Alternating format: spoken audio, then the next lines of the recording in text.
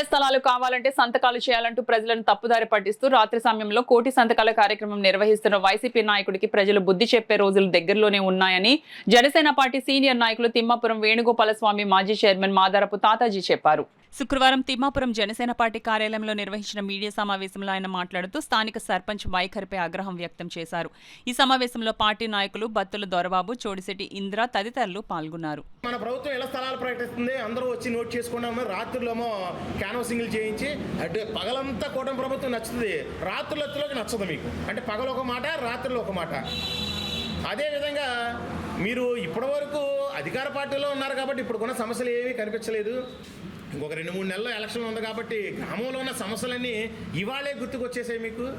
కొత్తగా వచ్చిన రోడ్లు సొంత ఖర్చులతో వేస్తున్నాం, ఇవి చేస్తున్నామని గత 2001 నుంచి 2024 వరకు ఏ పార్టీ అధికారంలో ఉంటే ఆ పార్టీ అధికారంలో ఉన్నారు. గ్రామ పంచాయతీలో మీరు అధికారంలో ఉన్నారు.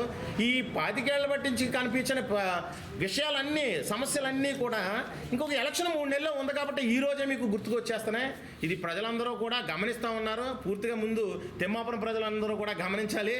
గత 25 ఏళ్లలో ఈ సమస్యలు ఏమీ గుర్తుకు రాకుండా మీరు ఇచ్చిన ప్రాణపురులు గత 2024 వరకు కూడా తిమ్మాపురం పంచాయతీకి ఈవో లేకుండా పంచాయతీ సెక్రటరీకి ఇన్ఛార్జ్ ఇప్పించి మీరు వేయించిన అనేక కార్యక్రమాలు, అనేక ప్లాన్ల మీద ఈరోజు మీరే మళ్ళీ సమస్యలు లేవనెత్తుతున్నారు. ఇది చాలా విచిత్రంగా ఉంది. అంటే మీ హయాంలో కట్టిన పర్మిషన్లో, మీ హయాంలో కట్టిన బిల్డింగ్లకి ఈరోజు మీరు సమస్య పెట్టిస్తున్నారు. దాన్ని మళ్ళీ అధికారుల మీద తోస్తున్నారు, ఎటు చేయలేని అధికారుల మీదకే. గతంలో కూడా పబ్లిక్ స్థలాలు ఆక్యుపేషన్ అయినప్పుడు కూడా మీరు ఇదే మాట తేవనెత్తారు, పోతే అధికారులు పోతారు, నాకు సంబంధం లేదని. ఇది చాలా తప్పు. ఎందుకంటే మనం ఒక నిబద్ధత మీద ఉండాలి. నేను చెప్పదలుచుకున్నాను ఖచ్చితంగా. మీరు రోజు వెళ్ళి కూర్చుంటే కన్నబాబు గారు మీకన్నా 12 ఏళ్ళు 12 ఏళ్ళు జూనియర్, మీరు ఆయనకన్నా 12 ఏళ్ళు సీనియర్ రాజకీయాల్లో.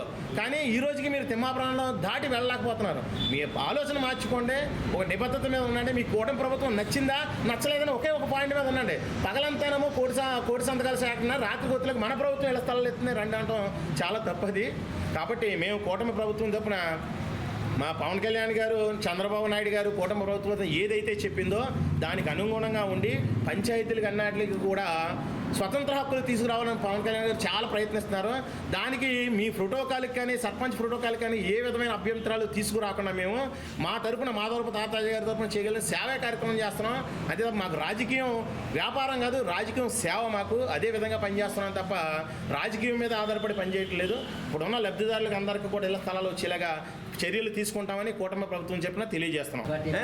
ఆ పార్టీ, ఈ పార్టీ, వైసీపీ, బీజేపీ ఏమొద్దు మాకు, అందరూ సమానమే. మాకు మన కుటుంబం అంటే తిమ్మాపురం అంటే కుటుంబం అర్థం ఉంది. మళ్ళీ మనం ఏదో చెప్పుకుని ఎవడ మాట ఆలకించి మనం ఏం చెయ్యొద్దు. అందరికీ సమానం. మాకు కచ్చలు ఏమీ లేవు. ఈ రోజుని ఇన్ని సంవత్సరాలు పెట్టి లేనిది ఈ ఆళ్ళని గోచు కప్పెట్టాను, నా సంవత్సరాలు పోతే చేస్తున్నాను. ఇవాళ గూడు తెచ్చాను, నా సంవత్సరాలు 20 సంవత్సరాలు పెట్టి రోడ్లు ఎత్తే సంవత్సరానికి ఒక ఏరియా ఎత్తే అయిపోద్దా? ఇప్పుడు దాకా ఏం తీసేయలేదా పని? సాయిబాబు రోడ్డు కూడా ఒక 10,000 ఖర్చు పెట్టిన అంత మాత్రానే జనం గ్రహించరా?